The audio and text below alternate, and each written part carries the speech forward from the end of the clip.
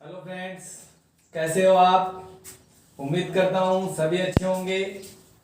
दोस्तों, कोरोना का काल चल रहा है। कोरोना देश में बड़ी तेजी से फैल रहा है, तो अपने आप को और अपने परिवार को सुरक्षित रखिए। सोशल डिस्टेंसिंग का पालन कीजिए। भीड़ वाली जगह पे नहीं जाना है और अति आवश्यक काम हो तो ही घर से बाहर जाना है। ठीक है दोस्तों, आगे चलते हैं। टॉपिक की बात अपने चल रही थी journal entry and accounting equation. Journal entry अपने पहले चल रही थी, जिसका थोड़ा सा पोर्शन आज अपन और देखेंगे। पोर्शन क्या है, थोड़ी सी प्रैक्टिस और करेंगे। उसके बाद अपन पढ़ेंगे अपना अकाउंटिंग इक्वेशन। वीडियो को अंत तक देखना है, अधिक से अधिक शेयर करना है, सब्सक्राइब करना है और वीडियो को अंत तक जरूर देखना है। चलो करते हैं चलते हैं अपने टॉपिक पे। टॉपिक चल रहा था अपने जर्नल एंट्री, और जर्नल एंट्री में मैंने आपको जर्नल एंट्रीज किस प्रकार से उसकी पहचान की जाती है, कैसे उसको जर्नल बुक में डाला जाता है, ये अपन ने पढ़ा था। थोड़ा सा पोर्शन और देख लेते हैं, थोड़ी प्रैक्टिस और कर लेते हैं। तो जर्नल का जो मैंने फॉर्मेट बताया था वो था अपना डेट, फिर पर्टिकुलर, इसके बाद LF लेजर फोलियो, एक कॉलम डेबिट का और एक कॉलम क्रेडिट का। ये जर्नल का फॉर्मेट मैंने आपको बताया था। जर्नल बुक जो कि आपको मैंने क्या कहा था, जर्नल बुक जो है वो अपने लेखांकन की प्रारंभिक पुस्तक होती है, जिसे अपन रोजनामचा भी कहते हैं। ठीक है, अब किस प्रकार से इसमें एंट्रियां करनी है देखते हैं कुछ और। जैसे एक एग्जांपल में यहां लिख रहा हूं, रमेश को 50,000 का माल 10% व्यापारिक छूट पर बेचा। एक है सलीम से 40,000 रुपए का माल, सलीम से 40,000 रुपए का माल 10% व्यापारिक छूट पर खरीदा। एक और है रमेश से पूर्ण भुगतान में 44,000 रुपए प्राप्त हुए। ये 3 ट्रांजैक्शन और हैं जिनको अपने को किस में लिखना है, अपनी जर्नल बुक में लिखना है। तो पहला क्या है देखो, रमेश को 50,000 रुपए का माल 10% व्यापारिक छूट पर बेचा। अब कौन सी छूट है, पढ़ा था अपन ने डिस्काउंट, 2 टाइप के बताए थे मैंने आपको। एक बताया था ट्रेड डिस्काउंट और एक बताया था कैश डिस्काउंट। ट्रेड डिस्काउंट जिसकी कोई एंट्री नहीं होती है, जो केवल बिक्री बढ़ाने के लिए या सेल्स को इंक्रीज करने के लिए कस्टमर को दिया जाता है एज ए लालच। ये क्या है, लालच। ठीक है ना, जिसकी एंट्री नहीं होती है, केवल पैसा कम होता है। तो अपन ने कितने परसेंट छूट दी, 10%। किसको, रमेश को। तो ये जो ट्रांजेक्शन है अपना, क्या इस ट्रांजेक्शन में अपन इस 10% की एंट्री करेंगे क्या, नहीं करेंगे। क्यों नहीं करेंगे, क्योंकि ये कौन सी छूट है, व्यापारिक छूट, ट्रेड डिस्काउंट। ट्रेड डिस्काउंट की कोई एंट्री नहीं की जाती है। ठीक है ना, तो अपने को एंट्री किसकी करनी है, केवल रमेश को माल बेचा। तो 2 खाते इसमें कौन कौन से आ रहे हैं, एक तो रमेश जो कि कौन सा है, पर्सनल। एक है अपन ने क्या बेचा, माल बेचा, तो ये हो गया अपना रियल। 2 अकाउंट आ गए अपने पास, पर्सनल और रियल। रमेश जो कि कौन है, पर्सनल अकाउंट। पर्सनल अकाउंट का रूल कहता है कि जो पर्सन रिसीव कर रहा है उसे डेबिट कर दो और जो पर्सन दे रहा है उसे डेबिट कर दो। अब यहाँ पर्सनल अकाउंट जो रमेश आ रहा है वो दे रहा है या ले रहा है, रिसीव कर रहा है ना अपने से, तो रिसीव करने वाला व्यक्ति क्या होगा, दिया। तो रमेश क्या हो जाएगा यहाँ, दिया। रमेश अकाउंट दिया। दूसरा अकाउंट कौन सा आ रहा है, रियल, यानी माल बेचा। तो माल यानी रियल अकाउंट। रियल अकाउंट का पर्सन रूल क्या कहता है कि आने वाली वस्तु को डेबिट और जाने वाली वस्तु को क्रेडिट। तो वस्तु आ रही है, जा रही है, जा रही है ना, क्या जा रहा है, माल बेचने से जा रहा है, तो टू सेल्स अकाउंट। ठीक है, 50,000 का माल था, 10% की छूट दे दी तो माल कितने का हुआ? 45,000 का। ये 45,000। क्लियर है? कोई दिक्कत? सेकंड देखो, सलीम से 40,000 का माल 10% व्यापारिक छूट पर खरीदा। सलीम से 10% व्यापारिक छूट पर 40,000 रुपए का माल अपन ने क्या किया है? खरीदा है। तो क्या इस 10% की एंट्री करेंगे? नहीं करेंगे, क्योंकि ये भी कौन सा डिस्काउंट है? ट्रेड डिस्काउंट है, और ट्रेड डिस्काउंट की कोई एंट्री नहीं होती है। तो एंट्री किसकी करनी है? सलीम से माल खरीदा। वही दो अकाउंट, एक तो सलीम जो कि पर्सनल अकाउंट है, एक माल खरीदा जो कि कौन सा है? Real account. ठीक है, पर्सनल अकाउंट का रूल वही, प्राप्त करने वाले व्यक्ति को डीआर, देने वाले व्यक्ति को सीआर। यहां पर्सनल अकाउंट सलीम है जो कि दे रहा है या ले रहा है? दे रहा है, तो सलीम तो क्या होगा? सीआर। फिर दूसरा अकाउंट कौन सा आ रहा है? रियल। रियल आ रहा है, आने वाली वस्तु डेबिट, जाने वाली वस्तु क्रेडिट। माल खरीदा है तो माल आ रहा है, जा रहा है? आ रहा है अपने पास, तो आने वाली वस्तु डेबिट। खरीदने पर किसका यूज करेंगे? परचेज का। परचेज अकाउंट डीआर हो गया। देने वाला पर्सन कौन है? सलीम, तो टू सलीम। ठीक है, कितना? 40,000 का 10% 4,000 कम कर दो, तो एंट्री कितने से हो गई? 36,000 से हो गया। थर्ड क्या है? रमेश से पूर्ण भुगतान में 44,000 रुपए प्राप्त हुए। रमेश जिसको अपन ने माल बेचा था, कितने रुपए मांगते थे उसके? 45,000 रुपए। उसने अपने को कितने दिए? 44,000, और हिसाब चुकता कर दिया। तो कौन सा डिस्काउंट दिया अपन ने उसको? यहाँ कैश डिस्काउंट, और कैश डिस्काउंट की एंट्री भी होती है। ठीक है ना? तो यहाँ कौन कौन से अकाउंट आ रहा है? एक तो रमेश जो कि कौन सा है? पर्सनल। एक उसने अपने उसको प्राप्त हुए तो रियल। एक अपन ने उसको क्या दिया? 1,000 रुपए का डिस्काउंट, तो डिस्काउंट कौन सा है? नॉमिनल। तीनों अकाउंट आ रहे हैं यहाँ। कौन से? पर्सनल भी आ रहा है, रियल भी आ रहा है, और नॉमिनल भी आ रहा है। पर्सनल रमेश दे रहा है कि ले रहा है? दे रहा है, तो देने वाला तो क्या होगा? क्रेडिट। दूसरा रियल, वस्तु आ रही है, जा रही है? आ रही है, तो आने वाली वस्तु क्या होगी? डीआर। क्या आया अपने पास? रमेश से अपन ने क्या प्राप्त किए? पैसे, तो ये हो गई कैश अकाउंट डीआर। ठीक है, कितने दिए रमेश ने अपने को? 44,000। 44,000। फिर अकाउंट एक आ रहा है अपने पास नॉमिनल, कौन सा? डिस्काउंट। डिस्काउंट दे रहे हैं कि ले रहे हैं? दे रहे हैं ना अपन, इसलिए अपने को क्या हो गया? लॉस। लॉस हमेशा क्या होते हैं? डेबिट। तो ये हो गया डिस्काउंट अकाउंट डीआर। कितने का दिया? 1,000 रुपए का। और देने वाला पर्सन कौन है? रमेश, तो टू रमेश। कितने? 45,000। रमेश का खाता कितने से डेबिट था? 45 से। कितने से क्रेडिट हो गया? 45 से। बराबर हो गया मामला। अकाउंटेंसी का रूल यही कहता है कि जितने से डेबिट उतने से क्या करना पड़ेगा? क्रेडिट करना पड़ेगा। फिर टोटल कर देंगे बराबर। कोई दिक्कत इसमें? तो इस प्रकार से अपने को क्या करनी है? जर्नल एंट्रीज करनी है। किसमें? जिसकी बुक है उसमें। क्लियर है? अब बढ़ते हैं अपन आगे। अब अपन पढ़ेंगे अपना अकाउंटिंग इक्वेशन, लेखांकन समीकरण। लेखांकन समीकरण पढ़ेंगे अपन। लेखांकन समीकरण दोस्तों 3 होते हैं। इनका क्वेश्चन मोस्टली पूछा भी जाता है। 3 लेखांकन समीकरण होते हैं। लेखांकन समीकरण जिनको अपन बोलते हैं अकाउंटिंग इक्वेशन। अकाउंटिंग इक्वेशन दोस्तों कितनी होती है? 3 होती है। फर्स्ट कौन सी है? फर्स्ट होती है अपनी असेट्स। असेट्स का मतलब क्या होता है? संपत्ति। तो संपत्ति के बराबर क्या होगा? Capital plus liabilities. Capital plus liabilities यानी पूंजी और दायित्व। पूंजी और दायित्व। तो पूंजी और दायित्व का जो टोटल होगा वो किसके बराबर होगा?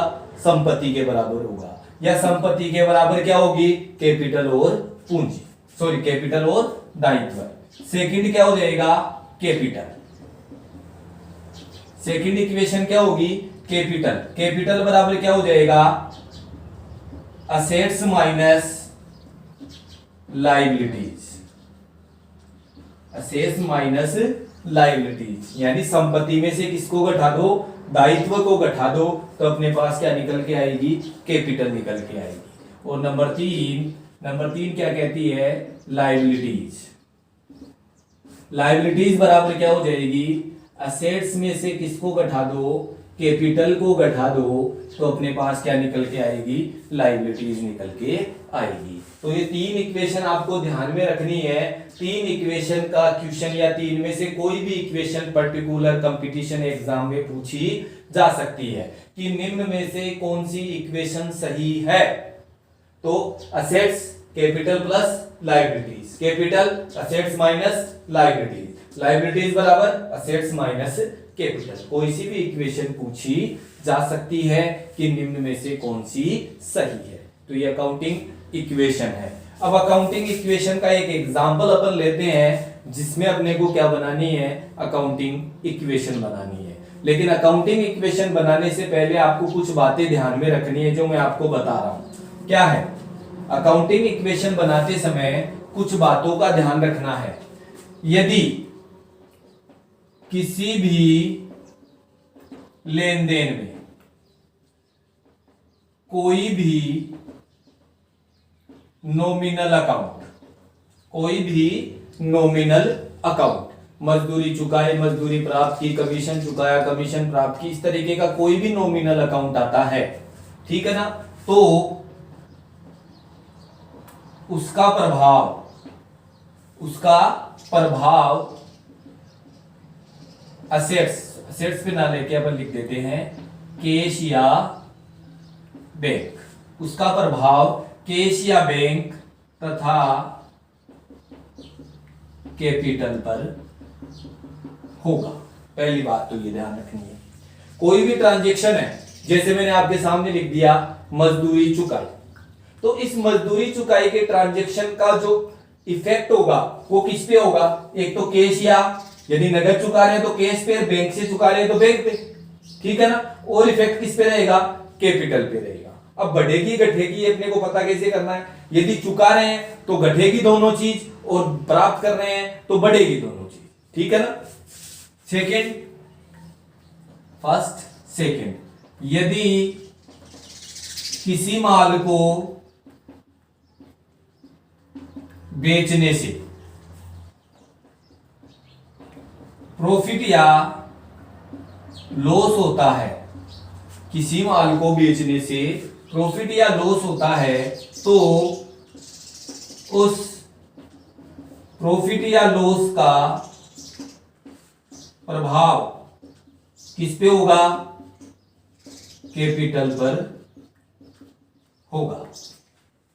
उस प्रॉफिट या लॉस का इफेक्ट किस पे रहेगा, कैपिटल पे रहेगा। जैसे 50,000 रुपए का माल 40,000 रुपए में बेचा, तो यहां 10,000 का क्या हुआ, लॉस, तो इस 10,000 का इफेक्ट कहां रहेगा, कैपिटल पे रहेगा, ठीक है ना।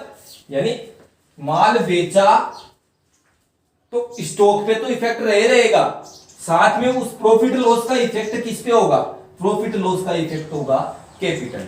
अब जुड़ेगा घटेगा, यदि प्रॉफिट हो रहा है तो कैपिटल में ऐड कर देना, और यदि लॉस हो रहा है तो कैपिटल में से घटा देना। तो ये 2 बातें मोस्टली आपको ध्यान रखनी है, कब, जब आप अकाउंटिंग इक्वेशन बनाओ, ठीक है ना। जैसे मैं एक एग्जांपल यहां लिख रहा हूं,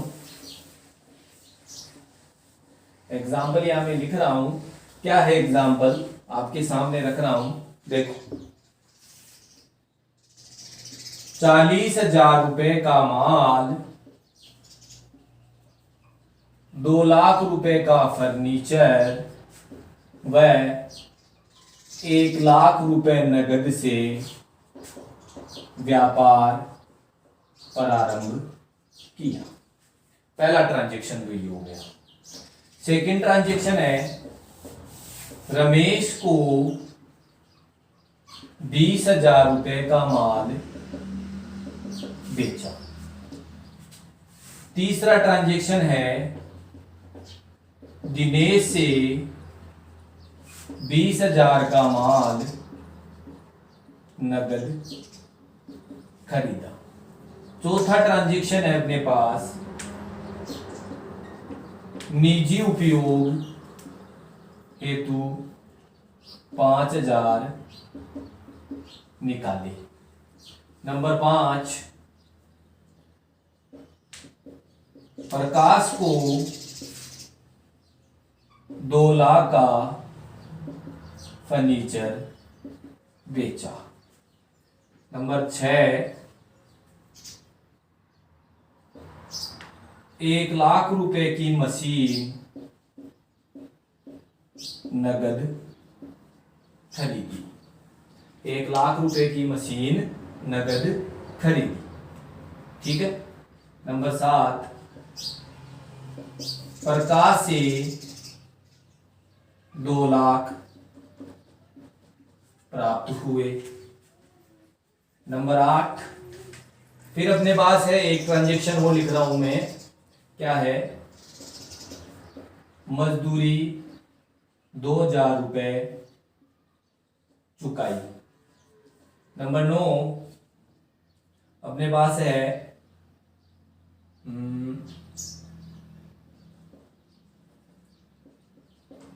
सलीम को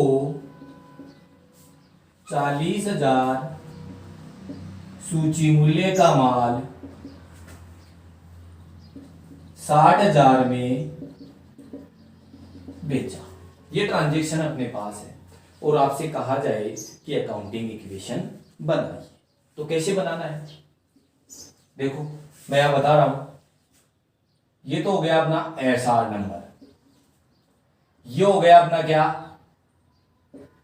कैश। ठीक है, ये हो गया अपना क्या, कैश या बैंक, दोनों एक साथ ही ले लेता हूं, कोई दिक्कत नहीं है। ये हो गया अपना क्या, फर्नीचर। ये हो गया अपना क्या, मशीन। ये हो गया अपना क्या, डेटर्स। ये हो गए अपने क्या, क्रेडिटर्स। और ये हो गई अपनी क्या, कैपिटल। और एक कॉलम और बना देता हूं मैं यहां, किसका, स्टॉक का। ये ठीक है। चलो पहला ट्रांजेक्शन देखो, 40,000 रुपए का माल, 2 लाख रुपए का फर्नीचर, वही 1 लाख रुपए नगद से व्यापार प्रारंभ किया। मैंने आपको स्टार्ट में बताया था कि जिस रुपए से व्यापार प्रारंभ किया जाता है वो सब व्यापार की क्या होते हैं, पूंजी होते हैं। तो व्यापार की पूंजी कितनी हुई, 2 लाख तो एक हो गई, 1 लाख एक हो गई, और 40,000 एक हो गया, तो 3,40,000 रुपए की व्यापार की कैपिटल हुई कि नहीं हुई, हो गई ना। अब कैपिटल में क्या क्या आया, 40,000 का माल, ये स्टॉक बढ़ गया अपना, 2 लाख रुपए का फर्नीचर, ये संपत्ति बढ़ गई अपनी, और 1 लाख रुपए नगद, ये कैश बढ़ गया अपना। ठीक है, और टोटल कैपिटल कितनी की हो गई, 3,40,000। पहला ट्रांजेक्शन डाल दिया अपन। दूसरा पढ़ो, रमेश को 20,000 का माल बेचा। अब रमेश को माल उधार बेचा है अपन ने, तो अपना स्टॉक कम हुआ ज्यादा, अपन ने 20,000 का माल रमेश को दे दिया, तो स्टॉक बढ़ा या घटा, घट गया ना। तो ये 20,000 से तो अपना क्या हो गया, स्टॉक कम हो गया। ठीक है ना। अब रमेश को बेचा है तो रमेश अपना क्या बन गया है यहाँ, देनदार, डेटर्स बना कि नहीं बना। जिसको उधार माल बेचा जाता है वो डेटर्स होता है, और जिससे उधार माल खरीदा जाता है वो क्रेडिटर्स होता है, ध्यान रखना इस बात का। तो डेटर्स अपना बना कि नहीं बना रमेश, तो ये रमेश अपना डेटर्स बन गया कितने से, 20,000 से। समझ गए मेरी बात। फिर दिनेश से 20,000 का माल नगद खरीदा। अब दिनेश से अपन ने 20,000 का माल नगद खरीद लिया, तो स्टॉक बढ़ा या घटा, बढ़ गया स्टॉक, 20,000 से स्टॉक बढ़ गया, लेकिन 20,000 से अपना कैश क्या हो गया, कम हो गया, हुआ कि नहीं हुआ। अरे नगद खरीदा है, नगद नहीं खरीदते तो क्रेडिटर्स बढ़ते, लेकिन अपन ने नगद खरीदा है, कहने का मतलब पेमेंट उसको कर दिया। ठीक है ना। तो 20,000 से अपना क्या हो गया, कैश कम हो गया, और 20,000 से अपना स्टॉक बढ़ गया। फिर निजी उपयोग हेतु 5,000 रुपए निकाले। निजी उपयोग हेतु अपन ने 5,000 रुपए निकाल लिए अपने बिजनेस से, तो कैश बढ़ा घटा, घट गया कितने से, 5,000 से। और निजी उपयोग यानी रिप्रेजेंटेटिव अकाउंट है, और ड्राइंग्स हमेशा कहां से कम होगा, कैपिटल से कम होगा, ये 5,000 कैपिटल से कम होगा। ठीक है। अब आप कहोगे कि सर माल निकाल लेता तो कैश की जगह माल में से कम हो जाती, पैसे निकाले तो पैसे में से कम करना है, स्टॉक निकालता तो स्टॉक में से कम करना है। ठीक है। चलो आगे, प्रकाश को 20,000 का फर्नीचर बेचा, प्रकाश को अपन ने 20,000 का फर्नीचर बेच दिया। उधार का है नगद का? उधार का है, तो प्रकाश अपना 20,000 से अपना डेटर्स बढ़ा कि नहीं बढ़ा, और फर्नीचर अपन ने बेच दिया, तो 20,000 से अपना फर्नीचर कम हुआ कि नहीं हुआ? हो गया। चलो 1 लाख रुपए की मशीन नगद खरीदी, 1 लाख रुपए की मशीन अपन ने क्या कर ली? नगद खरीद ली। तो पैसा आया या गया? गया, यानी 1 लाख रुपए कहां से कम हो गए? केस में से कम हो गए, और 1 लाख रुपए की अपने पास क्या आ गई? मशीन आ गई। जहां इफेक्ट हो रहा है वहीं इफेक्ट डालना है। बढ़ रही है तो बढ़ाना है, घट रही है तो घटाना है। इसके बाद प्रकाश से 2 लाख रुपए प्राप्त हो गए, प्रकाश से अपने को 2 लाख रुपए प्राप्त हो गए। प्रकाश को 2 लाख का फर्नीचर बेचा था अपन ने, तो प्रकाश 2 लाख रुपए का क्या बना था अपना? प्रकाश को 2 लाख रुपए का फर्नीचर बेचा, तो 2 लाख से अपना डेटर्स बना था क्या? ये बनाया कि नहीं बनाया? नहीं बनाया ना। 2 लाख से अपना ये बन गया, नहीं है ना 2 लाख। ठीक है, चलो फिर प्रकाश से 2 लाख रुपए प्राप्त हो गए, तो केस आ गया अपने पास 2 लाख रुपए, और 2 लाख रुपए से अपने डेटर्स वापस क्या हो गए? कम हो गए। ठीक है, फिर आगे चलो। मजदूरी 2,000 रुपए चुकाई। अब 2,000 रुपए मजदूरी चुकाई, तो कहां इफेक्ट हुआ? एक तो केस पे पैसा कम हो गया, और एक इफेक्ट कहां से होगा? कैपिटल पे होगा। मैंने कहा था आपको, जिस ट्रांजैक्शन में नॉमिनल अकाउंट आएगा उसका इफेक्ट कैश या बैंक तथा कैपिटल पे रहेगा। यदि यह कैश या बैंक घट रहा है तो कैपिटल भी क्या होगी? घटेगी। कैश या बैंक बढ़ रहा है तो कैपिटल भी क्या होगी? बढ़ेगी। आगे चलते हैं। सलीम को 40,000 रुपए सूची मूल्य का माल 60,000 में बेचा। ट्रांजैक्शन किसका है? उधार का। ठीक है ना। किसको बेचा? सलीम को। तो सलीम अपना क्या बन गया? डेटर्स। माल कितने का बेचा? 40,000 का। तो स्टॉक में से तो कितने कम हो गए? 40,000 कम हो गए। ठीक है ना। और कितने में बेचा? 60,000 में। तो 60,000 के अपने क्या बढ़ गए? डेटर्स बढ़ गए। प्रॉफिट हुआ 20,000 का, तो 20,000 कहां जुड़ गए? कैपिटल में जुड़ गए। ठीक है ना। अब देखो, अब अकाउंटिंग इक्वेशन बनानी है। ये असेट्स, ये असेट्स, ये असेट्स, ये असेट्स और ये असेट्स, यानी ये तो कंप्लीट पोर्शन किसका है? असेट्स का है। ये अपनी क्या है? लायबिलिटीज है, और ये अपनी क्या है? कैपिटल है। ठीक है ना। तो इक्वेशन मैंने बताई थी, असेट्स बराबर कैपिटल प्लस लायबिलिटीज, इन दोनों का टोटल इसके बराबर आना चाहिए। नहीं आ, हो सकता है नहीं है, क्योंकि मैंने ट्रांजैक्शन उस हिसाब से नहीं लिखे हैं। ये एज्यूम क्वेश्चन था, तो हो सकता है कि बराबर नहीं है। बाकी इक्वेशन अपनी क्या लगेगी? इस असेट्स के बराबर क्या आनी चाहिए? लायबिलिटीज प्लस कैपिटल, इन दोनों का टोटल इसके बराबर आना चाहिए। समझ गए मेरी बात? फिर यह इक्वेशन आप लगाना चाहो, लायबिलिटीज बराबर असेट्स माइनस कैपिटल, या कैपिटल की इक्वेशन लगाना चाहते हो आप तो असेट्स माइनस लायबिलिटीज। कोई भी इक्वेशन फॉलो कर लेना, अपना क्या हो जाएगा? अकाउंटिंग इक्वेशन लग जाएगी। ठीक है ना दोस्तों। ये था अपना अकाउंटिंग इक्वेशन का पोर्शन। बस आपको लेखांकन समीकरण याद रखने हैं as a junior accountant. Junior accountant, ठीक है ना। अब मैंने आपको जो इसकी मोस्ट इंपोर्टेंट बातें थी वो मैंने आपको बताई कि किस किस पे इफेक्ट रहेगा। बाकी और इफेक्ट नॉर्मल है जिनका अपन पता कर सकते हैं। ठीक है ना। तो ये थी अपनी अकाउंटिंग इक्वेशन। किस प्रकार से क्वेश्चन को सॉल्यूशन देना है वो अपन ने यहां पढ़ा है। ठीक है दोस्तों। इसके बाद अपन आगे जो पढ़ेंगे वो अपना होगा, एक तो पढ़ेंगे अपन सब्सिडरी बुक, सब्सिडरी बुक सहायक बहियां। ठीक है। एक अपन पढ़ेंगे इसी में ही कैश बुक, जो कि क्या है? Part of subsidiary book. Subsidiary book का ही भाग है। सब्सिडरी बुक जो अपन पढ़ेंगे उसी में एक सब्सिडरी बुक आती है कैश बुक, जिसको अपन डिटेल से पढ़ेंगे, जिसको अपन डिटेल से पढ़ेंगे। हालांकि डिटेल से तो और भी पढ़ेंगे, बाकी केस बुक के तीनों चारों जो पार्ट हैं वो सारे अपन यहाँ क्लियर करेंगे। ठीक है दोस्तों। तब तक के लिए नमस्कार। वीडियो को अंत तक जरूर देखना है, अधिक से अधिक सब्सक्राइब करना है, शेयर करना है। नमस्कार।